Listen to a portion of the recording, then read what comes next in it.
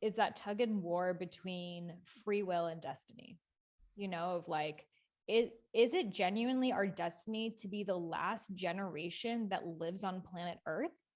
Or is it our destiny to use our free will to fight against these destructive forces that are destroying planet Earth? Which one? I don't know. Yeah. It's like, I could argue for both sides and we could go Yeah, back and yeah, we forth. can go So back and forth. Same, yeah.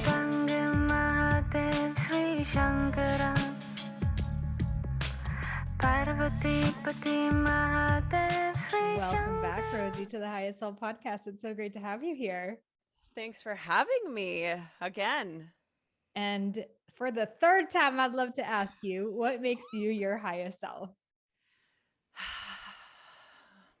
I feel like every time you ask me this, I want to have a different answer. I feel that what makes me my highest self is being honest. Yeah. Love that. That's what we're here to do today. I love the little bit of hesitation in your voice too. You're like, this is what we're here to do. That's what we're here to do. And, Rosie's one of my best friends. We're talking literally all day long about everything that's happening. And we were just voice noting for the past day about this new movie, Don't Look Up. And the conversation we were having was so interesting. And it really got me thinking that there are so many people out there who've probably watched the movie that don't have a friend that they can really dissect it with. So I wanted to bring some of the discussion here on the podcast and dive into it even further than our voice note. So before we get started, the movie Don't Look Up is a new film that just came out with Leonardo DiCaprio, Jennifer Lawrence, Tyler Perry, Meryl Streep, Ariana Grande, such a star-studded cast, and has now been nominated for 4 Golden Globes. And who knows how it will go, but it's definitely a big film that's in the zeitgeist. And the last time we had this conversation was last year about the movie Social Dilemma, which was actually more of a documentary. And I think it's important to really discuss films like this that are so in the moment depictive of the cultural landscape that we're in. Yeah. And these movies are part of our zeitgeist. They're part of what influenced the way that we think, our conversations. And, these types of movies really do impact a generation. And that's why I wanted to discuss it here. Neither of us have any agendas. Both of us in human design have open head centers. So we're going to be like really looking back and forth at all of the different perspectives. And I also know that with any conversation, there are infinite numbers of ways that we can look at things. So my little disclaimer before we get into it is that we're not going to be able to talk about every single potential perspective, viewpoint, curiosity, underlying current that exists in this film. This film was intentionally made to kind of punch jabs at every single side. And at the same time, I think the film also had its own agenda. So if you're listening to this podcast and you're like, oh, but they should have talked about this, or what about that? Like, amazing. Have those discussions with your friends, open up that dialogue, maybe have a viewing party with them, because in any piece of art, there are thousands and thousands of different ways to look at it. And we're just not going to be able to, due to the length of this conversation, get to all of them. So that's my little 2021, 2022 disclaimer that we got to do.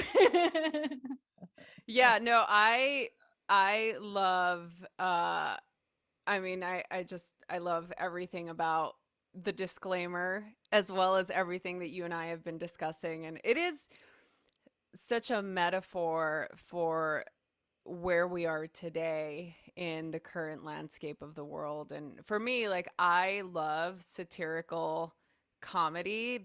I really live for it. For me, it's like it's my way of living in that paradoxical world of the utmost fullness and beauty of life and the horrific catastrophic realities of the world. So it's always fun for me to watch. And I love Adam McKay. I mean, he's such an incredibly talented writer. I mean, I love pretty much every film and show that he's done. And Yeah, I don't necessarily always agree with the, there's always sort of underlying agendas for everybody, anybody that is in the media, right? Like everybody's always trying to push their opinion, and I think that's a beautiful thing. We are all allowed to have an opinion. That's the beauty of especially being here in the US, right? Is that we're able to express it. But for me, he really speaks to that part uh, of my temperament, that examining our worldview can sometimes be presented back to us as a mirror. And I think we don't do that enough. I feel like oftentimes, especially over the last 2 years with the pandemic, it's created an opportunity for us to self reflect more, for us to look inward more. And I think that this film really, yeah, as you and I were talking, pokes fun at all the sides, and it really opens up a conversation. Like, what is this about? Is this poking fun at the uh, political climate? Is it about climate change? Is it about capitalism? Like, what is it about? And I think, in a way, it's all metaphorical of the same thing. The ways that we live life in this sort of like numb, indifferent way, and different ways that we ignore that mirror. So, yeah, I mean, look, obviously it's something that I love to think about. And I was telling you this morning, before we decided to turn this into a podcast, that I really love diving in, and I really love hearing other people's opinions, because I personally don't want to live in a world where everybody agrees. I think that that's a very dangerous place to be in, when everybody thinks the same way and everybody feels the same way. I think there are certain things that we can all agree on, like the fact that, we wish each other a long, healthy, and thriving life, hopefully, regardless of what your background is. And we all want to live our life to the fullest. We all want to be here and live a happy life. And I think that sometimes we get on our pulpits and try and show people how they're not living their best life. And I think this is where these divides happen, right? Because I'm trying to convince you to see how you're not living your best life so that you can live your best life. So I'm going to really fight with you, and I'm going to argue, and I'm going to tell you every reason why you're wrong and why I'm right, and how my way is the best way of living life, etc., as opposed to it being an open dialogue. I mean, it reminds me of the conversation we had for your DCI training, right? When I came in and we were talking about active listening, and how it is such a important and spiritual practice to be able to sit across from each other and actually actively listen to what the other is saying. I think that's a separate conversation than the film. I mean, the film is really talking about how like the world is basically burning up, and we're just too busy, with pop culture, Yeah, essentially. and we're not That's practicing active listening for sure. I think the film, what was really interesting, diving into the research, and we both listened to some interviews with the director, and it was actually created at first before COVID happened. So it was yeah. it was created as a film strictly about climate change, but so many of the themes resemble the situation that we're in when it comes to COVID, from the politicalization of different topics, different vested interests involved. I felt like that character Peter, who is like the billionaire guy with the idea Yeah. to, create, to use the meteor to mine the lithium for his products. I feel like he was kind of like based on a combination of like Bill Gates, Elon Musk, even like Joe Biden.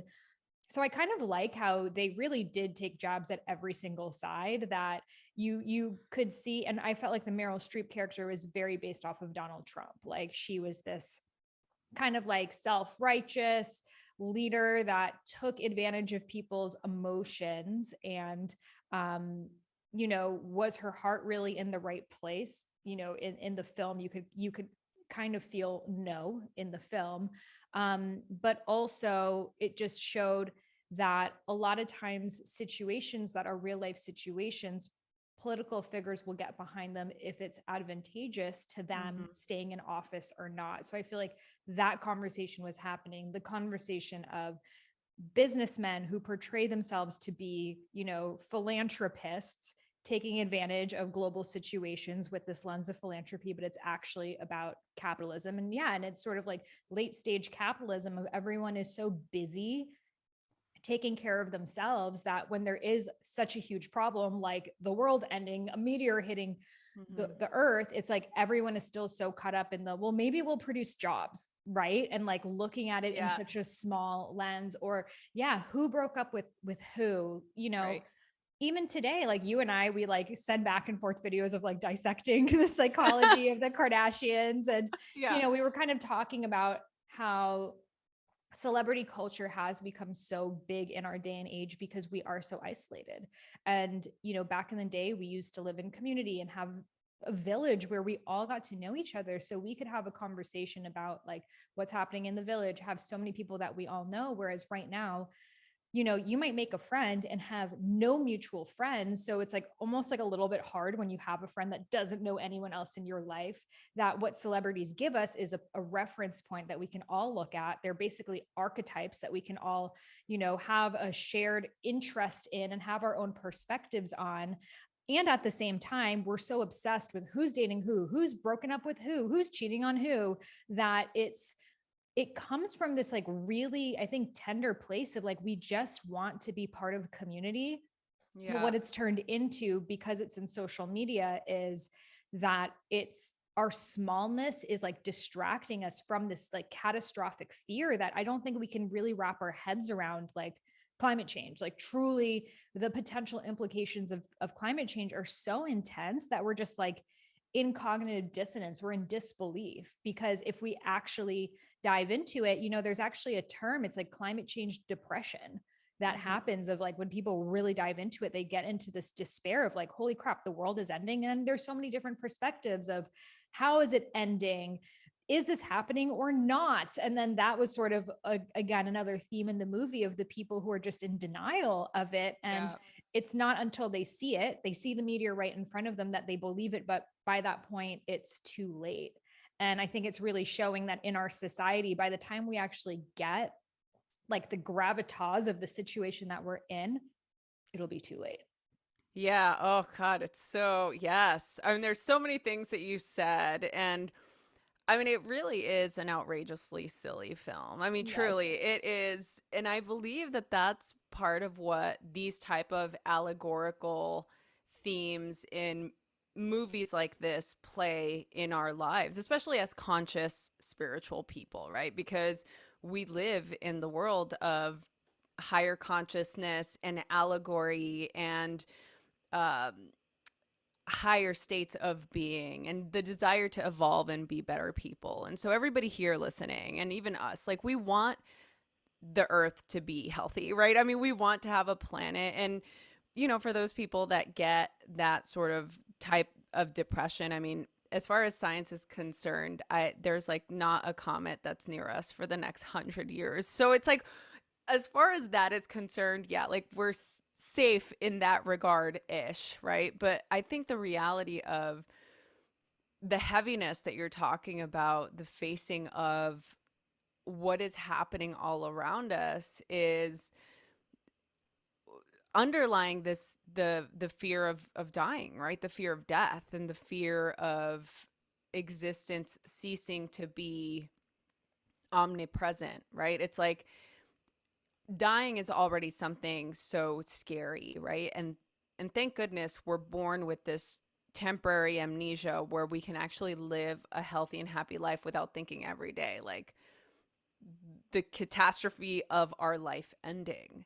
And so the metaphor there is really interesting to me because of everything that you're saying is like if I start to think about the heaviness and the reality of our planet being on fire, then it's going to make me feel debilitated. And I'm powerless. And here I am listening to this conversation that's giving me anxiety and it's stressing me out. And there's already so many stresses in the world. Why now am I being faced with this? And I feel that for some people, that sense of urgency is necessary in order to incite change, to maybe start recycling more, or maybe start to do your part. And maybe for other people, it's like they want to go the opposite. They want to deny that it's actually happening because it's easier for them to cope with the reality.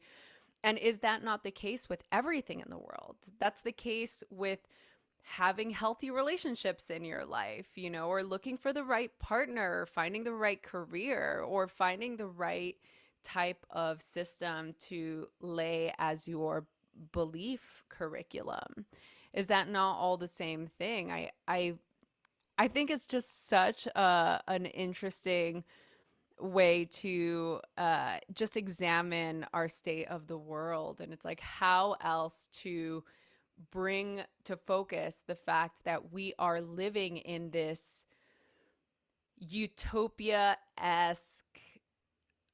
catastrophic amalgamation of the world that is this comet that's about to hit us. Meanwhile, we have everything that we need to make us happy, right? Like we have this, by the way, we should have added like a spoiler alert. I don't want to give the movie away if you've not watched it, but there is the final scene for me. That final dialogue made it like it was the sort of icing on the cake for me, because and if you've not watched it, you should probably fast forward this part times 15 so that you don't hear what I'm about to say, because then you'll know the last bit of the movie. So I'm about to say it. Leonardo DiCaprio's last line is, oh God, and I can't remember exactly We what he had it says, but so good, didn't we? yeah, we had it so good, didn't we? And wow, like, is that not the truth? And for me, that was the icing on the cake that made So the you know movie. that line wasn't supposed to be in the Yeah, movie. no, I heard. Yeah, in So that crazy. interview, right? That it's like the line that actually made the movie. And to me, that's sort of the theme. That's the apex of the movie is, here's the mirror.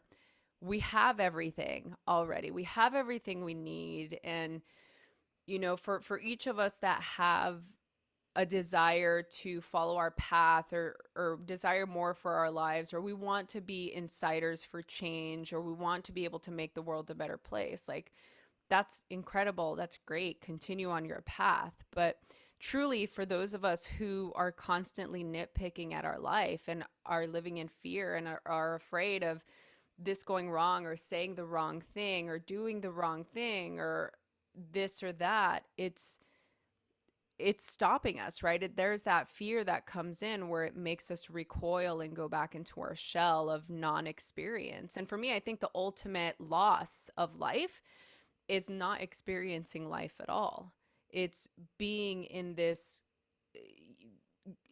guarded cocoon of unpenetrable experience where I just want to be safe. I want to do everything in a safe way. I want to deny anything that's going to bring me displeasure. And I know that you and I have talked about this before, and I think that's one of my biggest rubs in the world of spirituality, is this whole sort of, and I don't want to say denial, but you know, we've talked about this, like a spiritual bypass, right? Where we can get into this place of, well, if I don't pay attention to it, or that's negative thinking, so I'm not going to go into that mindset.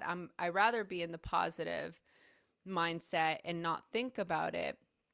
I think that's great, and I think it's a very nuanced way of being, because I can be in a positive state of being, but I can also understand in a intellectual at an intellectual level that the world is on fire. And there are things happening to our ecosystem that is undeniable.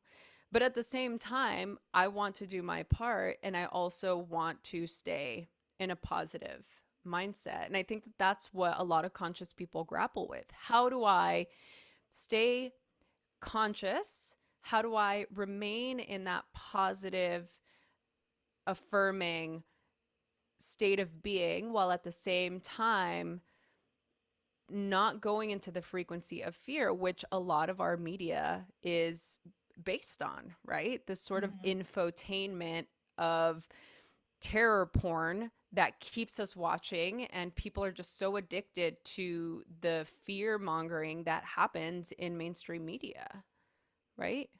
Absolutely. And yeah, and on that line, so essentially the last line of the film was supposed to be Jennifer Lawrence saying, "Well, we tried everything, didn't we?" And then boom, the meteor hits, they die. But then Leonardo DiCaprio just improved in that scene. He just said, "We had everything that we needed, didn't we?" And they were like grappling with, should we keep that line in the movie? Should we not? Because it makes it so much more like deep and serious, and they were trying to also make it like a light satire and playful. But I guess that's my pickle with the movie. I feel like they could have gone a lot more deep. I feel like they could have, again, Well, because you're a deep person, I'm a so deep you're person, wanting but it to all go deep. then I was really thinking, I was like, okay, if I were those scientists and I saw a meteor that was going to hit Earth, again, I'm just looking at all perspectives here. Yeah, I understand why it's like the perspective of I will scream from the top of my lungs and let people know something needs to be done. Otherwise, this meteor is going to hit Earth and we're all going to die. And like, we can't die. Earth can't die. Humans can't die. And like, coming from that place of death being the worst thing. And we need to do something with technology to combat it. And I guess this is where I see people's issue comes, that like that same technology that you want to solve the problem is the technology that's creating the problem, right? It's the technology that's making us separated and isolated and disconnected from Earth in the first place. So it's yes. like you can't control innovation, you can't control the levels of consciousness seeking to expand. As long as human beings are here, the way that we were designed is we're going to continue to grow and learn and innovate. And even capitalism in a way is innovation from what we used to have from communism, right? From Yeah. egalitarian governments, from monarchies. It's still an evolution, but what we're in right now is like this late stage capitalism that's like a free for all. Can you put a cap on that? Can you put a cap in saying you can have technology if it's doing this, but you can't use technology if it's doing that? Then that's, again, it's disallowing people's free will. And the other perspective I was looking at was, if I were those scientists and a meteor was genuinely hitting Earth, then maybe that's the destiny of Earth. Who are we to say that humans are meant to be here forever? Who are we to say that we need to produce technology to then create life on another planet? Like, if a meteor is hitting Earth and the human race is done, I would say then that's our destiny. Like, that's Yeah. what is here to come. And maybe instead of like being so stressed out and kind of like ruining their lives in those 6 months, you see he has an affair and Yeah. their mental health goes down, maybe just enjoying life more. And like, no, like you have that insider look. And also, one frustrating thing about the movie was like their closed throat chakras. Like, I felt like they had such a hard time with like articulating what they wanted Yeah. to say.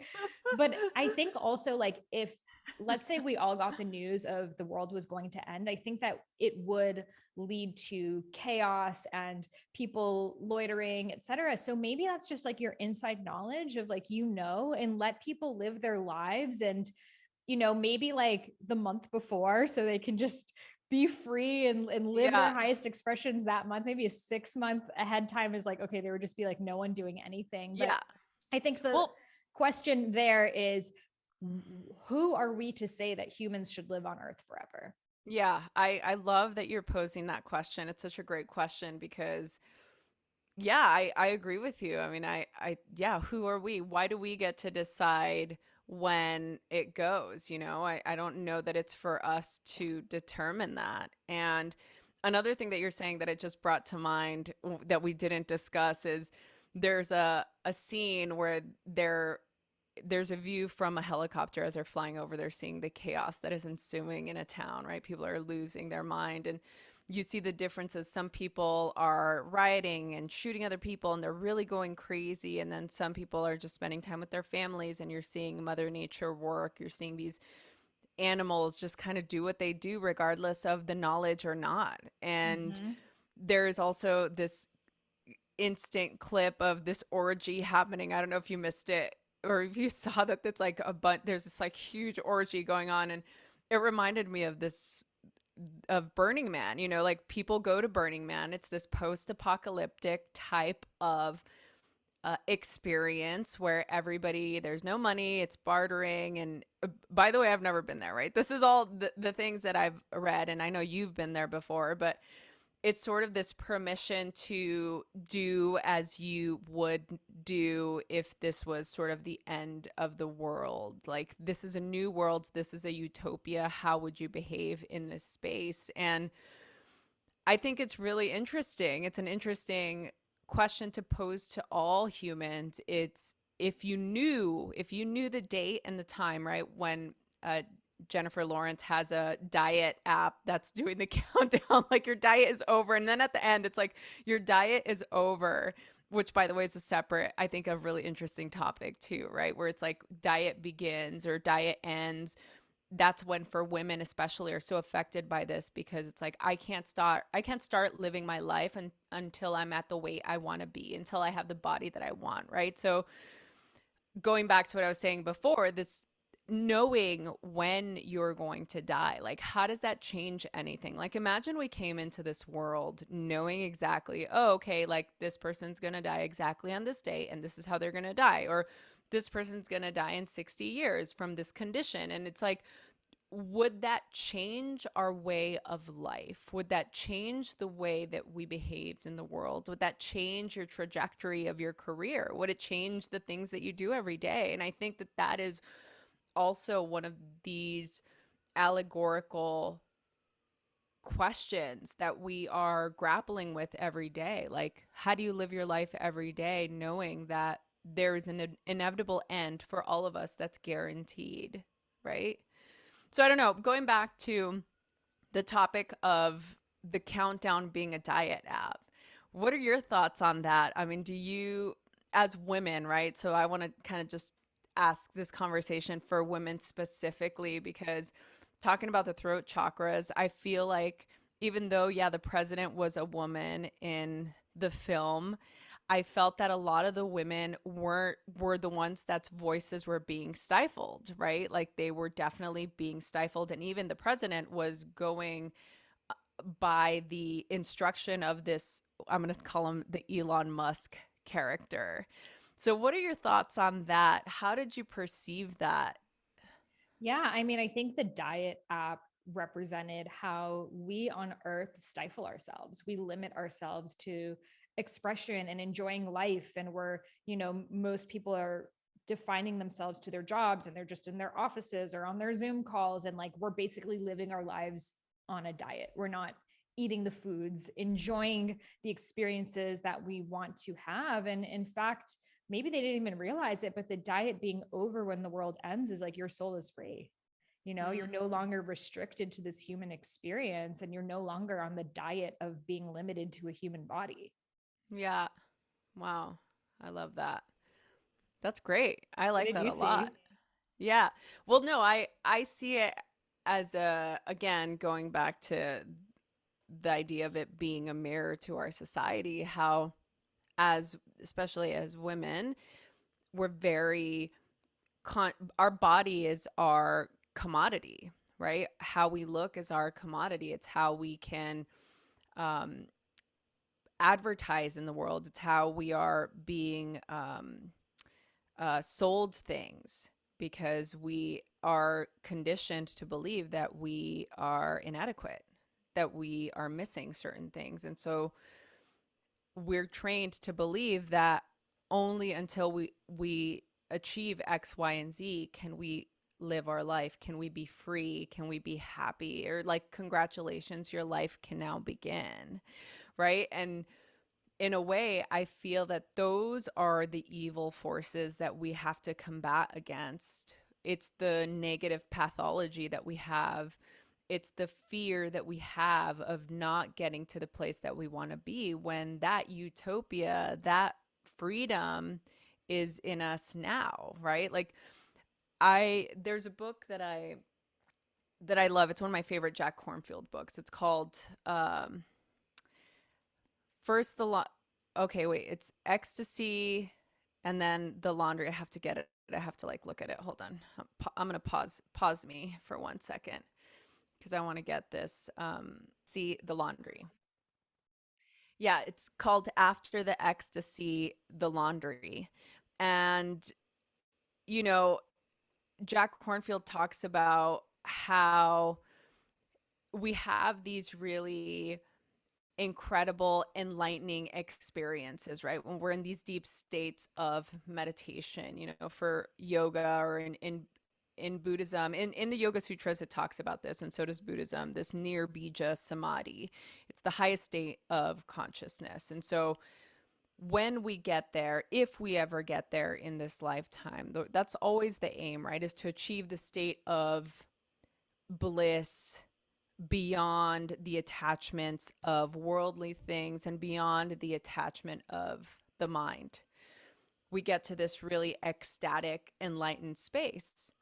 But then we have to come back to earth and move about our daily life. We have to do the laundry. We have bills to pay. We have work to do. We have to be responsible citizens. We have to be kind human beings to other people. And it kept reminding me of those sentiments when I was watching the movie happen, right? Because here's this cat. My favorite was the morning show, when they're at the morning show and the host, which is Kate Blanchett, and what's his name? Oh my God, I Tyler can't. Perry. Tyler Perry. Yeah, I'm like Medea. I can't remember his name. Tyler Perry are the anchors of this morning show, and Jennifer Lawrence and Leonardo DiCaprio's characters are on the show, basically announcing to the world that the comet is coming and we're all going to die, And the anchors are both making this light sort of joke about it. And it was so disinterested and kind of like, oh, okay, yeah, so next we have, keeping it light, right? We don't want to consume um anything too heavy, especially on morning shows. And if you've ever, I don't know if you've watched the morning show with Jennifer Aniston and Reese Witherspoon, but Tori and I just started watching it.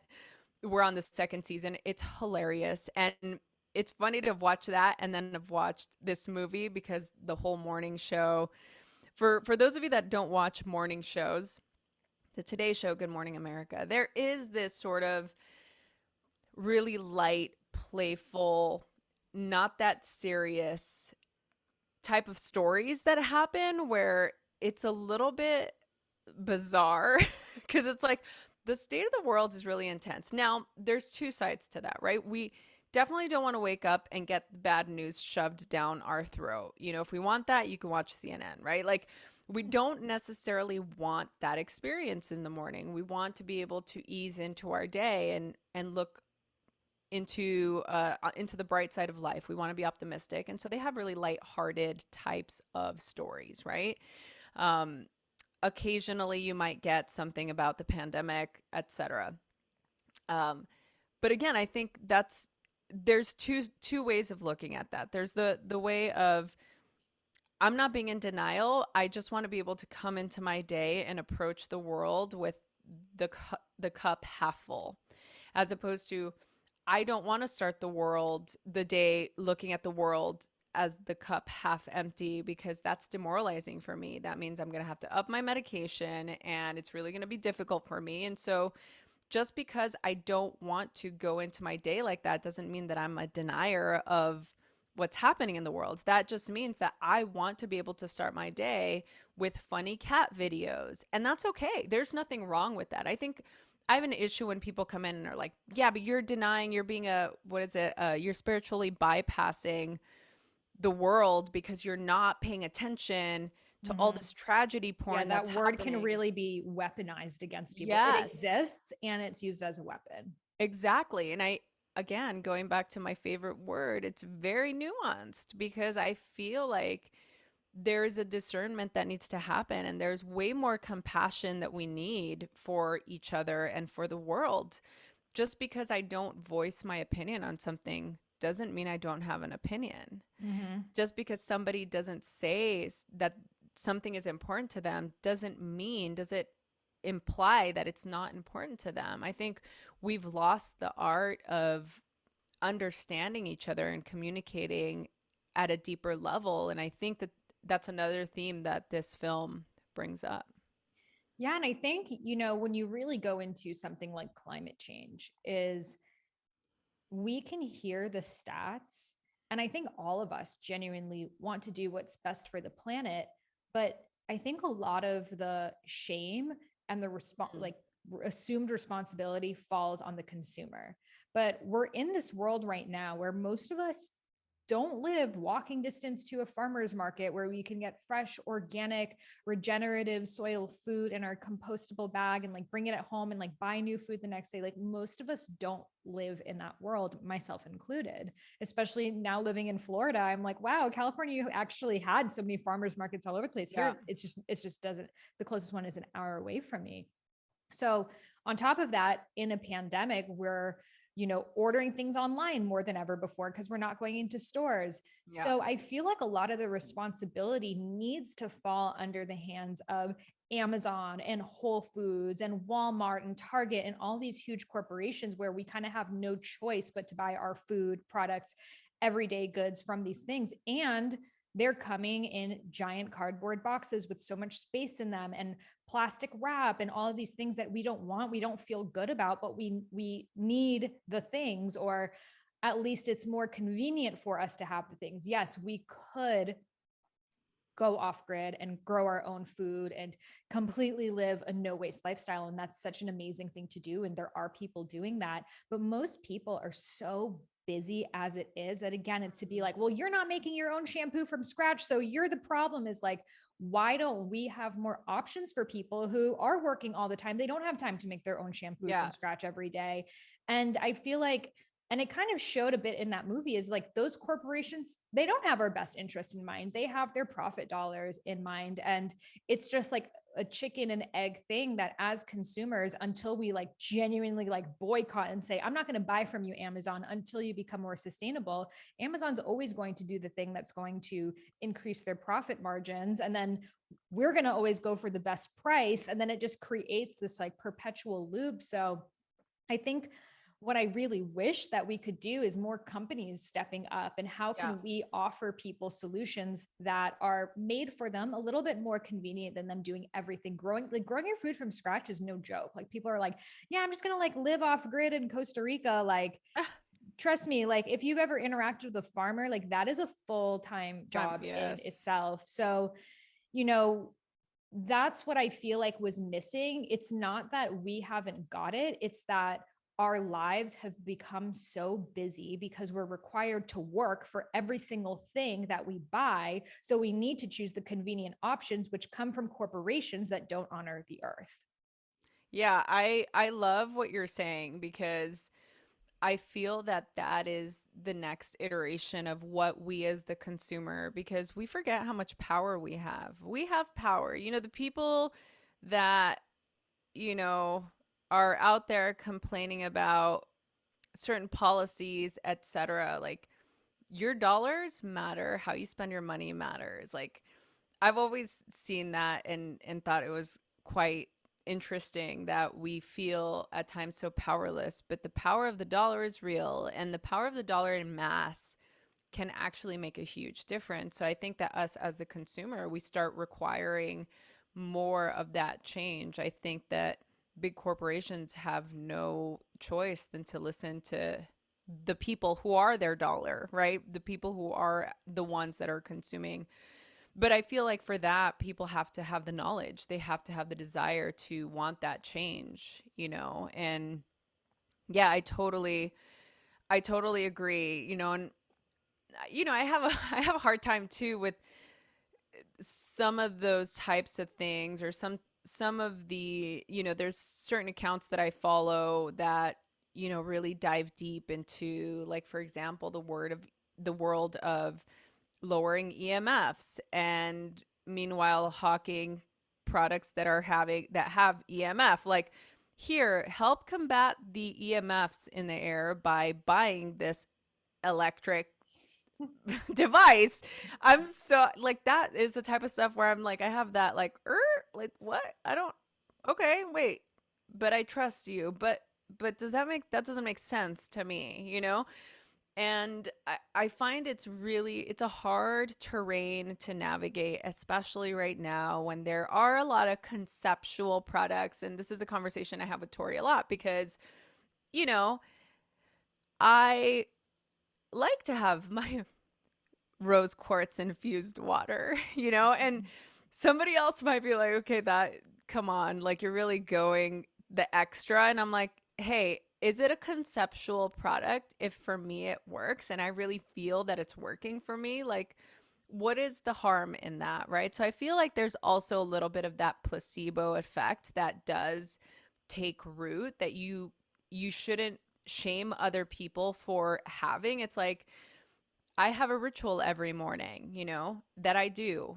And I have mantras that I do every morning. And I have, my little routine. Somebody else might look at it and be like, okay, right before we started, I was burning Palo Santo. Like, somebody might say, okay, why are you doing that? Or it's not doing anything. But for me, energetically, it does. So does it work? Does it not work? If I believe it does, then it does. For me, it might not Mhm. work for you, but I feel that that is where it gets very controversial, because people get into this place of righteousness where all of a sudden now I'm like a part of the problem because I'm burning this Palo Santo. You know what I'm saying? Like, I think I think we just have grown so far away from what you said in the beginning, creating more of a community and creating more understanding. The word understand means to stand under.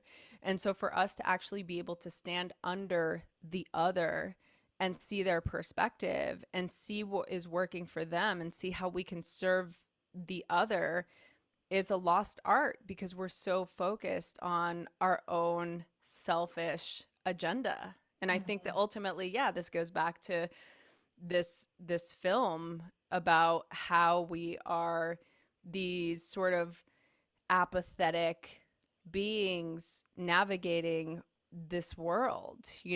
That's my nihilistic answer for the day, by the way. I love that. And yeah, I think, it's both and, which we just keep on saying that, like, for example, I think about like my grandma, and she used to buy just like all of these plastic bottles of water because that's just Mhm. what she was used to. That's what she bought. Yeah.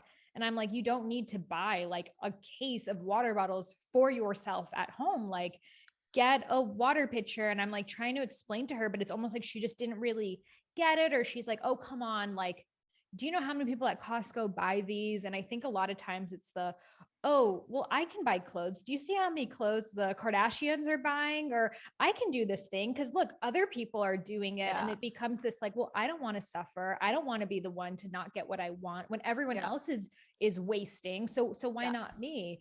But even me just explaining again and again to my grandma got her to buy a Berkey water filter that she uses now. So it is those little things Yes. that do make a difference.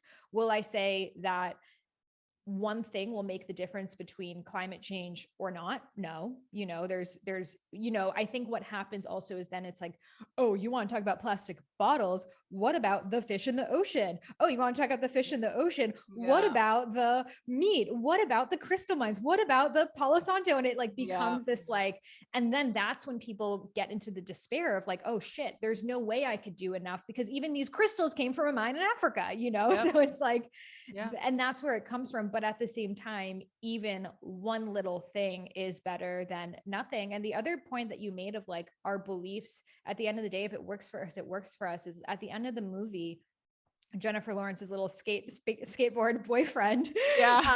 which reminds me a lot of like Steven, my husband's like Oh crew my of just God. like, like they were kind of like the progressive liberals, I would Yeah. say, whereas Leonardo DiCaprio's character was more of like that scientific liberal. And going back to the feminist thing too, before I forget, I feel like Jennifer Lawrence's character being silenced was purposeful to show that when a woman says it, no one listens, Or they especially if make a her look woman gets, crazy yeah, they because call they you memed crazy her. because you're getting emotional. Whereas if Yeah, a guy says something, he's the sexiest man on earth.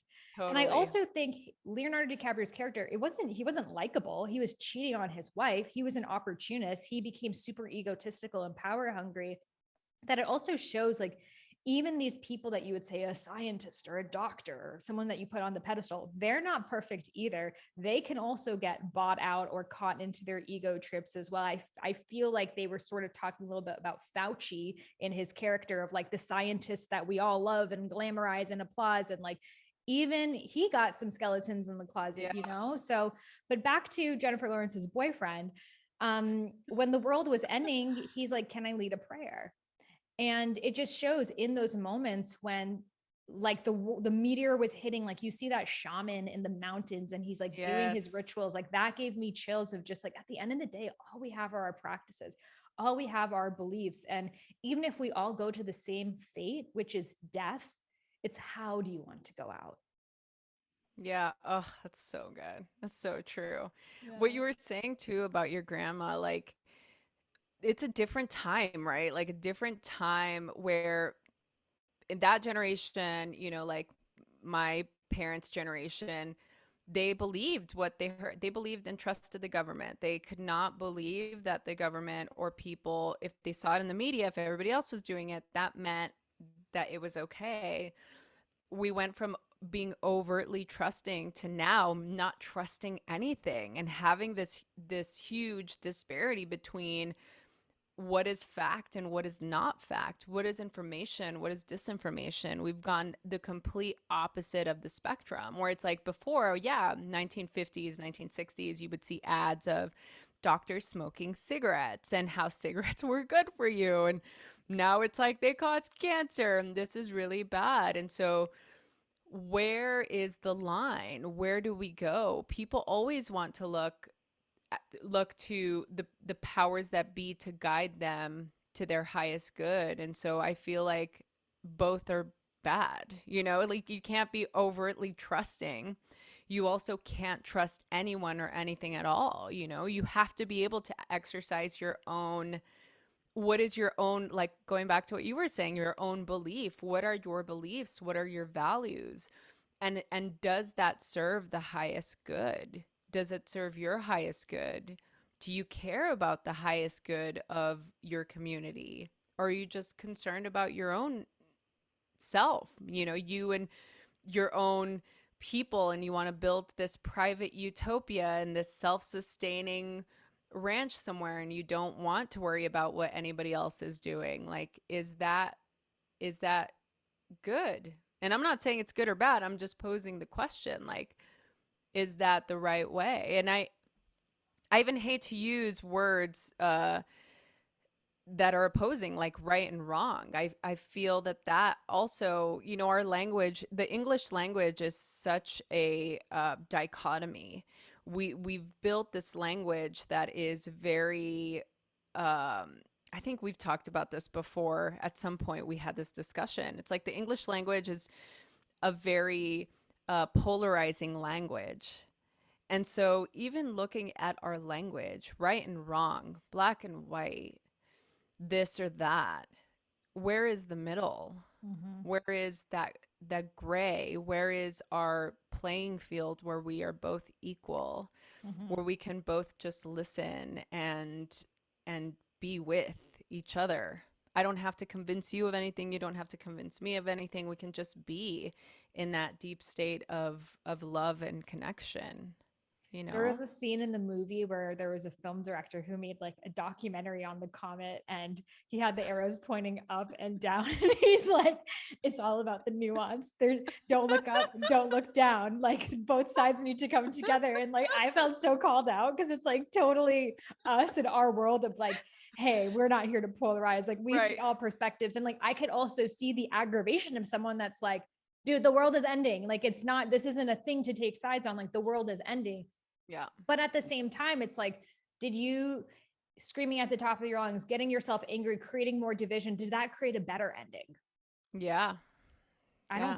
I don't think it did. I mean, you could see the as time got closer to their demise, like shit just got more chaotic. And I Yeah. think at the same time, those people who maybe did go away and just spend time at home with their family or be in their community or go back to earth and nature, maybe they were doing the best thing for them. Yeah. Yeah. You're right.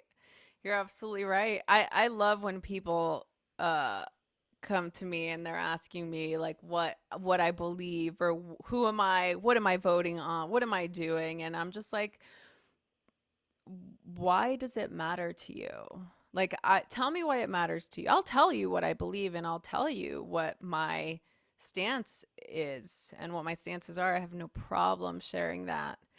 I just feel that what we need to do is feel more empowered within ourselves to feel encouraged and supported enough to share our own beliefs and our own truths. And I feel like so many of us are just wanting to be told what to do. It's like, okay, you're posing a problem. Tell me what to do. How do I fix it? Mm-hmm. If you're going to give me terror porn, like what do I need to do? I mean, this is the big issue I have with mainstream media, you know. And for me, it's like CNN. It just, you know, because I I've seen the sort of evolution of this specific news channel, you know, if we want to name a channel, but it's like every source of information wants to continue to feed you information. And that is not bad. I'm not saying it's bad, but I'm not saying it's good. I'm saying everybody who wants to be proven right, let me say it like this. There's this thing that I would always tell people because I really believe it. And I've said this to Tori so many times. If you go looking for it, you will always find what you're looking for. Mm-hmm. Always. Guaranteed. That is a truth of the highest order. True. You want to go, you know what I mean? Like, you want to find something, you want to corroborate your belief. I guarantee you'll find a YouTube video that will corroborate it. Guaranteed. But to me, it's like the truth is the truth. There's just certain things that are just true through and through. And there's certain things that we can't prove and will never prove. And there's certain things that in our lifetime we'll never know for sure.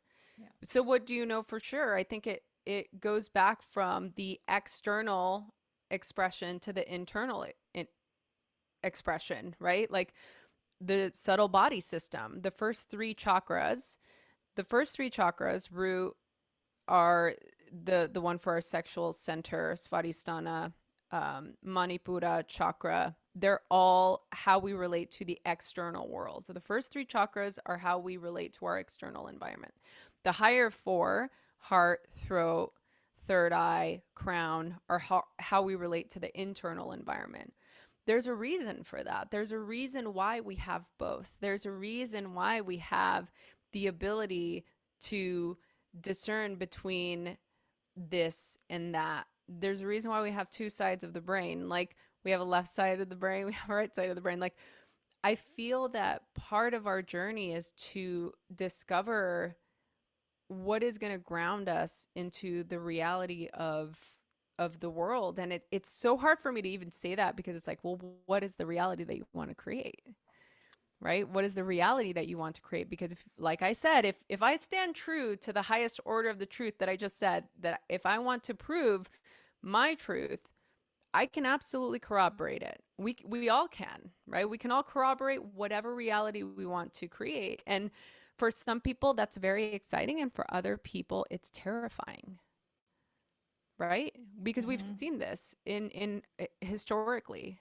We've seen wars fought because people have created their worldview and the opposing worldview. We've seen the destruction of the opposition. And unfortunately, I don't have an answer. I'm posing just a bunch of questions, and I'm just saying that we have the equipment to discern. That's Yeah. really my point. But I mean, we can have this conversation for hours and hours. We'll Yes. go And in circles. I think a lot of it too is that it's that tug and war between free will and destiny, of like, is it genuinely our destiny to be the last generation that lives on planet Earth? Or is it our destiny to use our free will to fight against these destructive forces that are destroying planet Earth? Which one? I don't know. Yeah. It's like, I could argue for both sides and we could go Yeah, back and yeah, we forth. can go So, back and forth. Same. Yeah, totally. because genuinely, if everything is spirit, everything is consciousness, and all things happen for a reason, and I'm not saying that that's the perspective or not, but that's a perspective out there, is maybe we are the crew to just like be on the peace out of planet Earth, and that's it, and we're just like, wow, it was really good here, and maybe humans, just like dinosaurs, are going to become extinct. It's not maybe, we are eventually. No Yeah. species is going to live forever. And then in a few thousand years, which they even show at the end of the movie, Earth Yeah. looks like an entirely different thing. It was like this beautiful, like psychedelic, colorful world. It actually looked better than here. And then a new species will have their time on stage to create whatever dharma they're here to create. And who knows how it will go.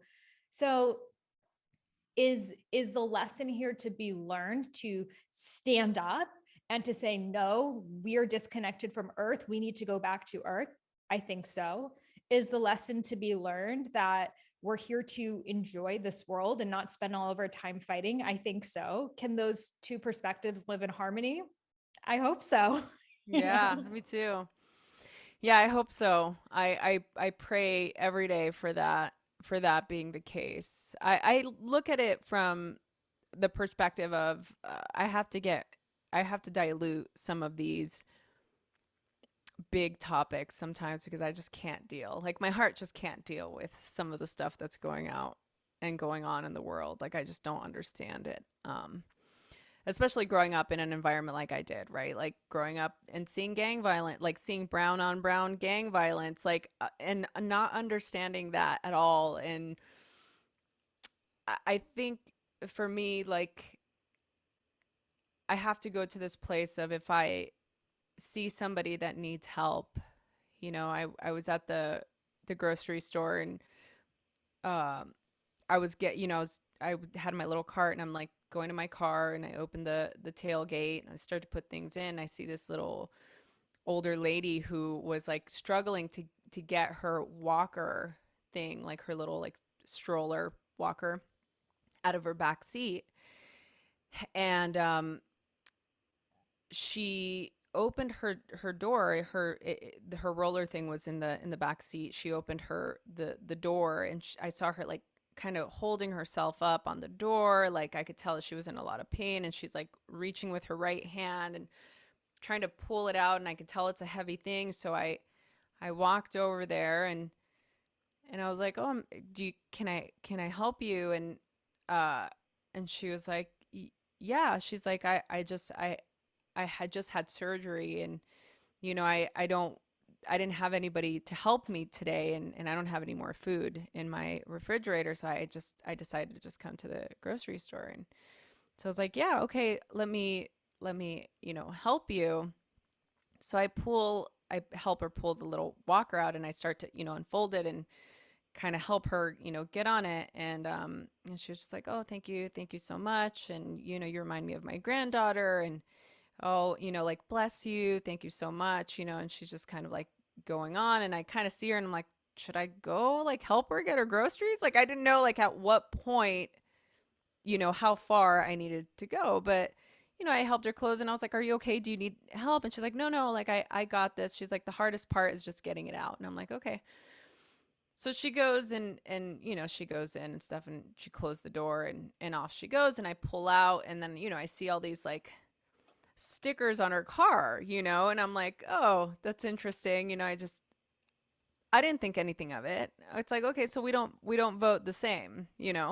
But that didn't stop me from helping this woman. And it's like, had I seen the stickers before, it still wouldn't have stopped me from helping her. Do you see what I'm saying? Like, Mhm. I feel like that's the part that we miss, where it's like, I don't stop and ask somebody what their beliefs are before I help them or ask them if they need something. Like, I think that that's sort of where the position that we're in now, there's so much of like, oh, what do you believe, or like, who do you follow, or where all of a sudden it changes our perspective on the person, and it takes us away from our innate humanity of wanting to be loving and wanting to be in community. That's why I said in the beginning, I'm like, I don't want to agree with everybody.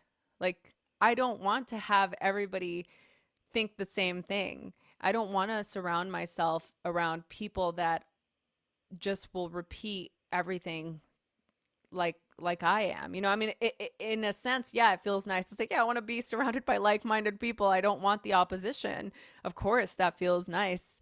The being in a place of non-confrontation. Yes, of course that feels nice. It feels great when you can go to a family reunion and everybody's having the same discussion about like the other, and everybody agrees and everybody's so happy, but it's like, I don't know. I just feel that we're not built that way. We're built to understand the paradox that is life. We have the tools. We just have to use them. And I think it's like your body. If you don't use it, you lose it. So, anyway, those are my thoughts. Those are my final thoughts. I love that. I definitely think that the echo chamber is real and that we do end up, following the people who think exactly like we do. And the moment that someone, it's like we have these like lists of beliefs, and the moment that someone doesn't believe in one of the beliefs, they're out. And, I have people like, I just listened to your podcast, but then you said this one thing on this one episode and you are over for me. And it's just like, wow, how do you have friends? Like, how do you date? Like, how do you do anything in this world where everyone has to Yeah. believe in like all of your agreements? And I think what's missing again is like conversations like this, where we're both in a container and we can talk about something with the grounds of like, we don't need to agree, but we're going to respect each other. I think what happens is like, we're on social media where that container is not set, there is no shared intentionality, and then everyone's just like on a microphone hodgepodging their views and no one's really listening. And it's almost like, when someone comments something to you on social media, like, it's like, I didn't like what you said. Even if they had a point, simply the way because they came at Yeah. you, it Yeah. like makes you be like, screw you, that Yeah.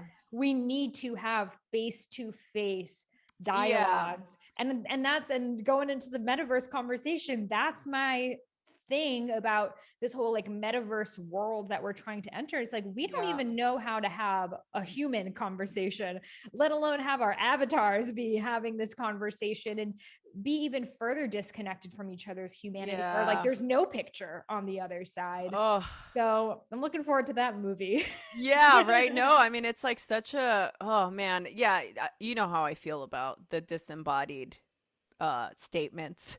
I'm not interested, Stephen Kotler, who I consider a great mentor of mine. I really love his writing, and I've done his like mentorship writing course, and he said one thing that really helped me anchor into my own sort of core beliefs about social media. And he basically said, don't take the blame or the praise. Don't take the Mhm. blame or the praise. So I equal them both the same. I'm the type of person that has to have a embodied experience with another if they don't agree with me, or if they want to, talk shit about my podcast or whatever, or something I said or something I posted.